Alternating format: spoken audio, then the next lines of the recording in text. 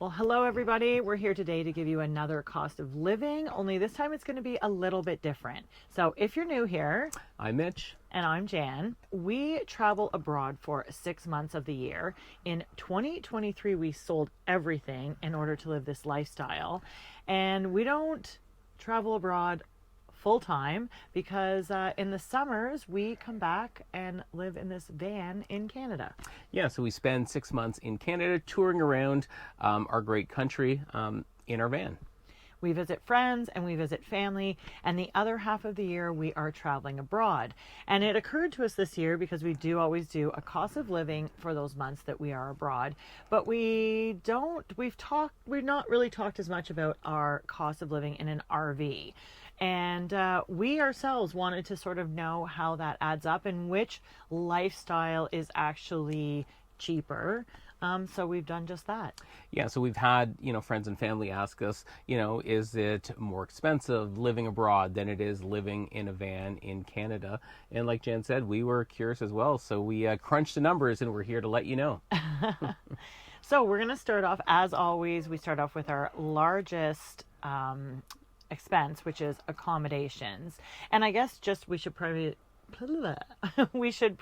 talk about how we came up with these numbers, because I believe he's the number cruncher.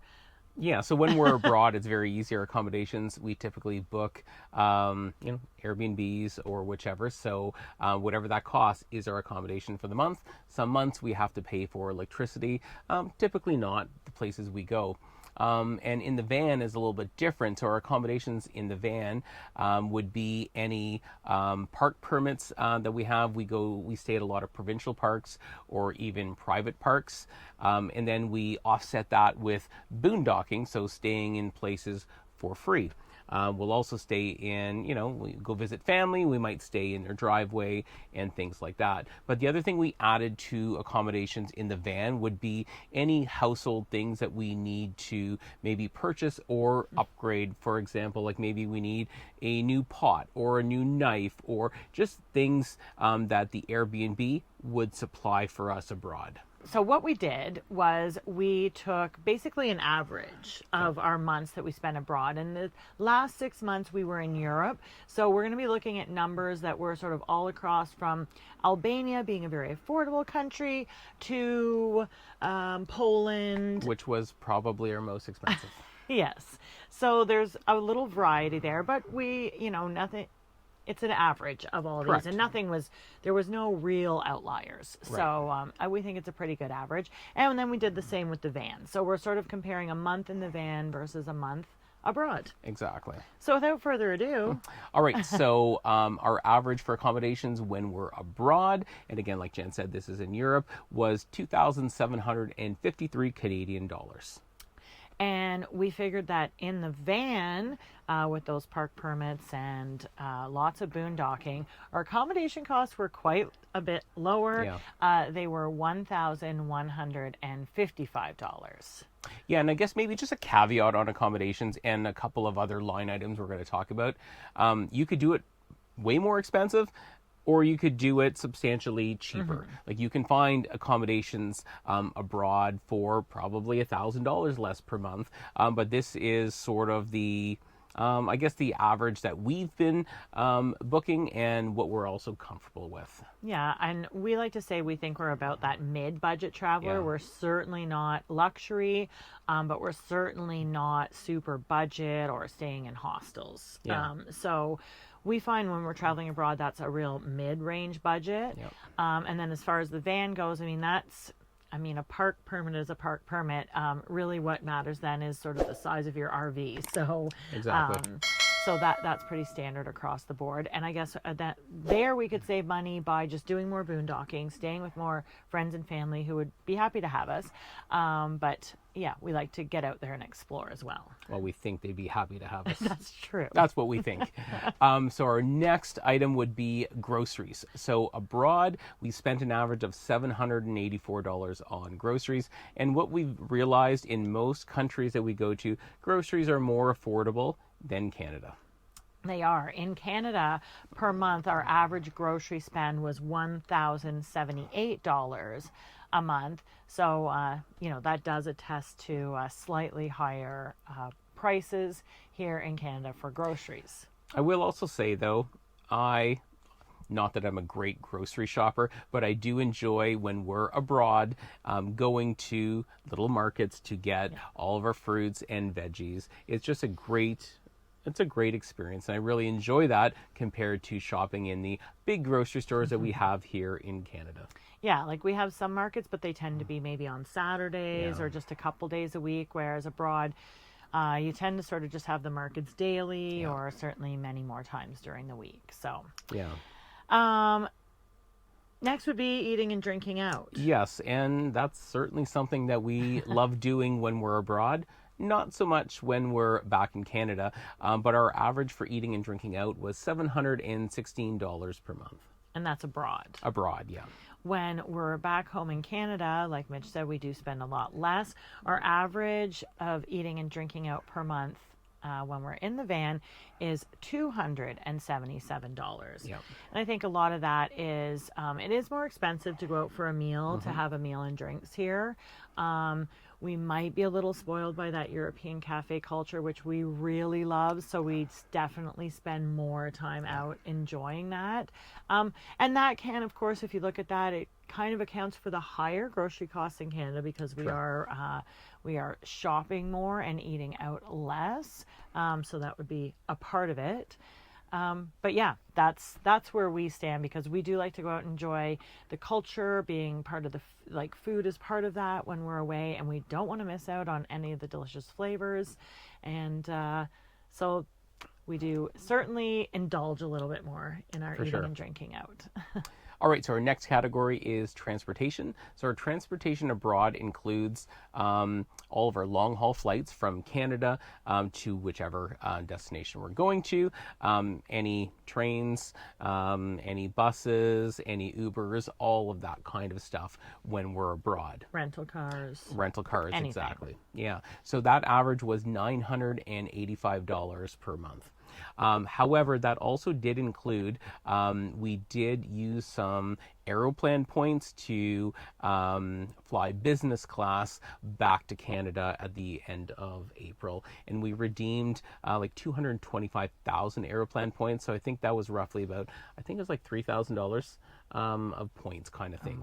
Or maybe slightly more kind of thing. So just to factor that into the average. But that's certainly something if you are traveling abroad or flying a lot that you likely, or it would be, if you don't, you certainly should be having some sort of credit card, loyalty rewards, and collecting those points. So that's something that even though, this year we can say we took advantage of and it saved us on flights, will sort of happen every year. Yeah. Like we have some points to redeem in order to save on that. For sure. And then transportation in the van. Now that was a lot more, but it does include a lot more. Yeah, so that includes all of the fuel for the van, any highway tolls that we pay, our insurance for the van, our CAA, which is the Canadian Auto Club, that we have just in case we happen to have a breakdown, and also all of our maintenance and repair on the van. For example, maybe new brakes, new tires, oil changes, all of that kind of stuff. So we just, average that out over the 6 months. Yeah, so that total was $2,046 per month in the van. So quite a big difference there for us. But that's part of the joy of continuing to own at least one asset. Exactly. And what's next? Entertainment. So again, if you watched any of our cost of living before when we're abroad, our entertainment, it really does vary from place to place. We aren't huge on entertainment. We like to do a lot of free things. We enjoy just walking around and beaches and looking at cityscapes. But we have started to do a few more things, some wine tastings in Poland. We did some day trips and experienced a lot of things there. So the average over the last 6 months was $404 a month while we were abroad. Which is not too bad. No, we're pretty choosy, I think, about the things we do, but we we decided to sort of I feel like we do a bit more than we did the first year out. Yeah. And it's So nice. so entertainment, living in Canada in the van. I think we just sort of entertain ourselves. We're very funny people and we love getting along. But we spent $176 in the van, and a lot of that is firewood. When we're at provincial or private parks, you can purchase campfire wood, and we enjoy doing that. Yeah. And that's sort of our entertainment. So a good part of that is just campfire wood that we're purchasing. Really? Yeah. $176 a month in Uh, campfire wood? it was about 120 was the average, and the other stuff would just be, Wow. a couple things here and there, I guess. So Yeah, because we don't really do stuff to entertain ourselves here. exactly. Okay, well, that's a lot of campfire wood. It is. Wow, there's some surprises here for me, too. Okay. Anyway, moving right along. The next category is travel insurance. So this is something we actually only have when we travel abroad, obviously. Because we're covered by our credit cards for that first month we're abroad, we're typically only paying for about 5 months of our 6 for the travel insurance. So then that averages out over the 6 months to $290 a month. And that is just literally just like health insurance, like 4-hour. If something were to happen, we are covered, and we use Safety Wing. Some people do ask that a lot, what we use, but Safety Wing works best for us. Yeah. And of course, that amount in the van when we're back in Canada is a big fat zero. So Yeah. So some savings there when we're in the van. for sure. And the next one would be our cell phone plans that we have. And so if you've been following along, we talk about what we do for our cell phone plans. So we just get a local eSIM in whichever country we're in.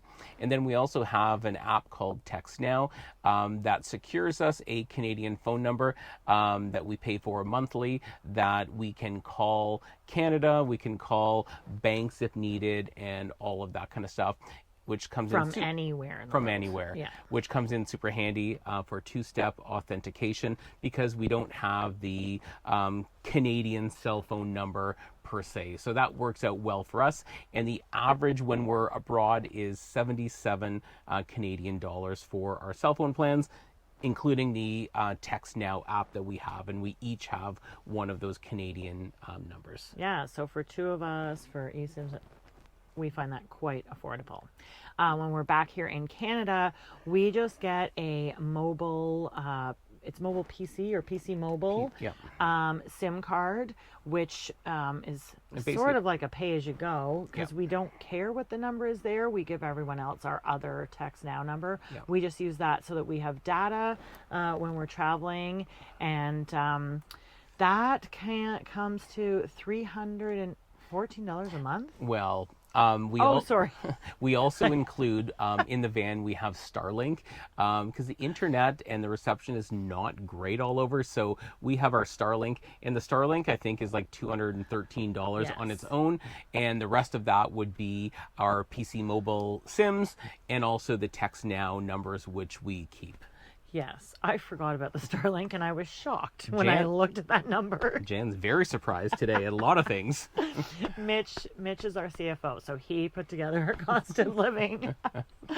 Anyway, we're on to our last category, which is miscellaneous. So I'm just going to throw it out here, and then Mitch is going to tell us what's included in here. On average, when we are abroad in Europe, that is 117 Canadian a month. And when we're home in the van, that miscellaneous adds up to about $145 a month. Yeah, and that's really just stuff that doesn't fit into the other categories. My haircuts, Jan's haircuts would go there, pedicure and all of that kind of stuff. So just anything that doesn't fit into the clothes. No, we didn't count clothing in there. So yeah. Okay. All right. Yeah. So the grand total, and I'm actually surprised. Me too.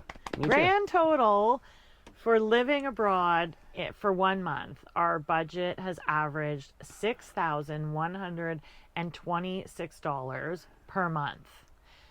And in the van, I actually thought it was going to be cheaper living abroad until we crunched the numbers. And living in the van, our average per month is $5,191. So what is that? $935 cheaper living in the van.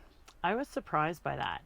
Now, this is all to say, and of course, you probably caught on to this too.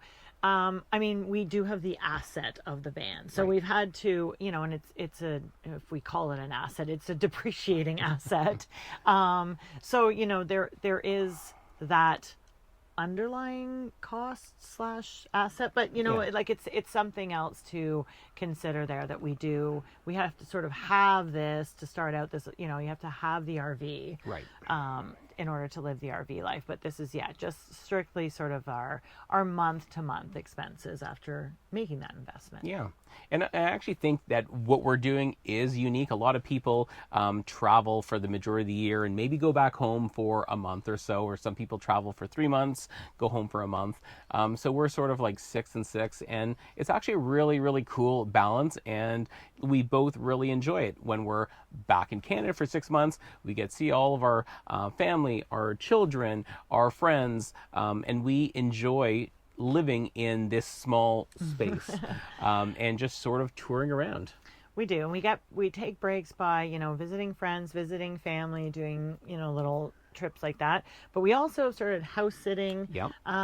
this year, and that's kind of been fun. Just getting out and having a little routine at a house, having a pet, having a routine with that pet, and getting in our puppy loves and stuff. And that's been really fun, and just sort of really a cool. different way to mix it up and I mean, keep our expenses down, because we don't have the park expenses and whatnot. So yeah, that's our little mix. And so, if you've ever been wondering, hey, is RV life cheaper? Is living abroad cheaper? I mean, they're pretty close per month. And like we said, you could, decrease these in different ways. For sure. But that gives you a little idea of the comparison. So we hope you liked this video. If you did, please give it a thumbs up. And until next time, Cheers. and happy travels.